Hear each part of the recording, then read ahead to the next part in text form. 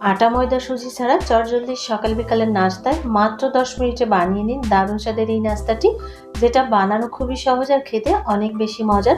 নমস্কার, আমি জ্যোতি বিশ্বাস আবারও স্বাগত জানাচ্ছি আরও একটি নতুন রেসিপি দেখার জন্য। আশা করছি সবাই অনেক ভালো আছেন। দারুণ স্বাদের এই নাস্তাটি যদি আপনাদের ভালো লাগে তাহলে বাড়িতে অবশ্যই একবার ট্রাই করুন, আর কেমন হয়েছে আমাকে কমেন্ট করে জানাতে একদমই ভুলবেন না। দারুণ স্বাদের এই নাস্তাটি বানানো কিন্তু খুবই সহজ আর খুব কম উপকরণে চটজলদি বানিয়ে নেওয়া যায়। দারুণ স্বাদের এই নাস্তাটি চাইলে খুব সহজে বানিয়ে বাচ্চাদের টিফিনেও দিতে পারবেন। তো কথা না বাড়িয়ে চলুন রেসিপিটি শুরু করা যাক।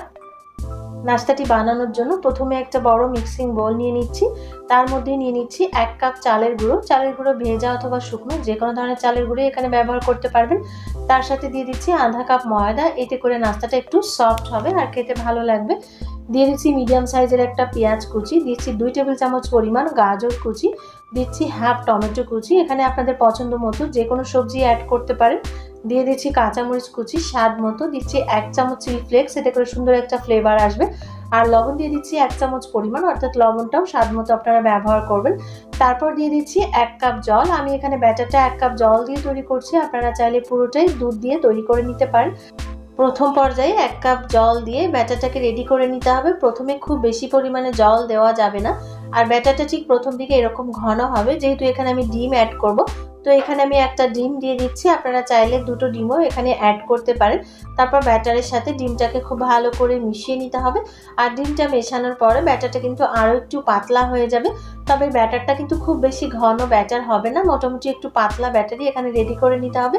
আর ডিমটা মেশানো হয়ে গেছে, এবার এর মধ্যে আমি দিয়ে দিচ্ছি আধা কাপ লিকুইড দুধ। দুধটা দেওয়ার কারণে এই নাস্তাটা খেতে কিন্তু অনেক বেশি ভালো লাগবে আর একটা সফট হবে। তবে এই পর্যায়ে আপনারা চাইলে স্বাদ মতো 1 চামচ চিনিও অ্যাড করতে পারেন, সেক্ষেত্রে খেতে অনেক বেশি ভালো হবে। তারপর দুধ দিয়ে ব্যাটারটাকে পাতলা করে রেডি করে নিয়েছি, আর ব্যাটারের কনসিস্টেন্সি দেখে বুঝতেই পারছেন ব্যাটারটা ঠিক কেমন হবে। তো এই পর্যায়ে ব্যাটারটা কিন্তু একদম রেডি হয়ে গেছে। এবার ভাজার জন্য আমি চুলায় চলে যাচ্ছি, আর তার জন্য চুলায় একটা ছোট ফ্রাই প্যান বসিয়ে দিয়েছি, আর তার মধ্যে কিছুটা তেল ব্রাশ করে দিচ্ছি। আর এই নাস্তাটা বানানোর জন্য খুব বেশি পরিমাণে তেলের প্রয়োজন হবে না। তো এই পর্যায়ে ব্যাটারটা দেওয়ার জন্য আমি ব্যাটারটাকে খুব ভালো করে ঘুরিয়ে একটা চামচ দিয়ে 2 চামচ ব্যাটার এখানে দিয়ে দিচ্ছি। ব্যাটারটাকে এভাবে ছড়িয়ে দিতে হবে ফ্রাই প্যানের হাতল ধরে, যেহেতু এটার মধ্যে সবজি আছে তাই ব্যাটারটা নিজে থেকে চারপাশে ছড়িয়ে যাবে না, এভাবে একটু ঘুরিয়ে দিতে হবে। আর তারপর অপেক্ষা করতে হবে ওপরে চারপাশ থেকে যখন এভাবে ড্রাই হয়ে যাবে তখন এটাকে উল্টে দিয়ে এটাকে ভেজে নিতে হবে। আর ভাজার সময় চুলার আঁচটা অবশ্যই মিডিয়াম চুলোর মাঝামাঝি রাখবেন।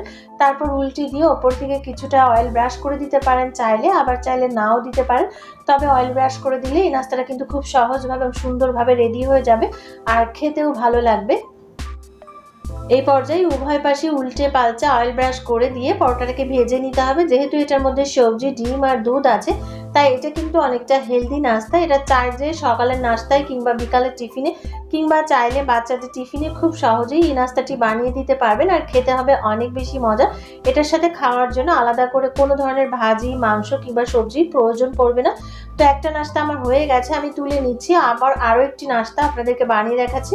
একই রকমভাবে তেল ব্রাশ করে দিচ্ছি, তারপর চুলার আঁচটা মিডিয়াম চুলোর মাঝামাঝি রেখে 2 চামচ ব্যাটার দিয়ে এভাবে ঘুরিয়ে অপেক্ষা করতে হবে। আর ব্যাটারের ওপরের অংশটা যখন ড্রাই হয়ে যাবে তখন এটাকে উল্টে দিয়ে আবার অয়েল ব্রাশ করে উভয় পাশে উল্টে পাল্টে অয়েল ব্রাশ করে উল্টে পাল্টে দিয়ে এটাকে ভেজে তুলে নিতে হবে।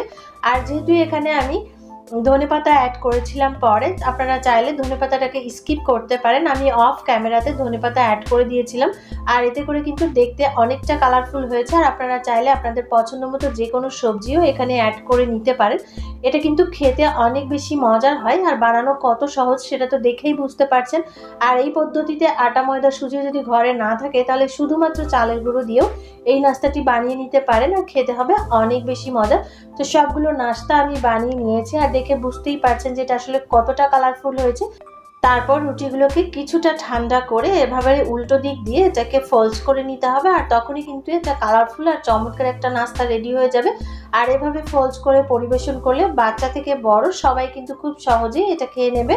আর দেখেই বুঝতে পারছেন যে এটা আসলে কতটা চমৎকার হয়েছে। এরকম আরও সহজ ও সুন্দর সুন্দর রেসিপি পেতে চাইলে অবশ্যই একটা লাইক দিন, সুন্দর সুন্দর কমেন্ট করুন, বেশি বেশি শেয়ার করুন আর সাবস্ক্রাইব করে পাশে থাকা বেল বাটনটি অন করুন, যাতে করে পরবর্তী ভিডিও নোটিফিকেশন আপনার কাছে পৌঁছে যায়। কারণ আপনাদের লাইক, কমেন্ট, শেয়ার, সাবস্ক্রাইব আমাকে অনেক বেশি আনন্দিত করে। সবাই খুব ভালো থাকবেন, সুস্থ থাকবেন। পুরো ভিডিওটি দেখার জন্য অসংখ্য অসংখ্য ধন্যবাদ।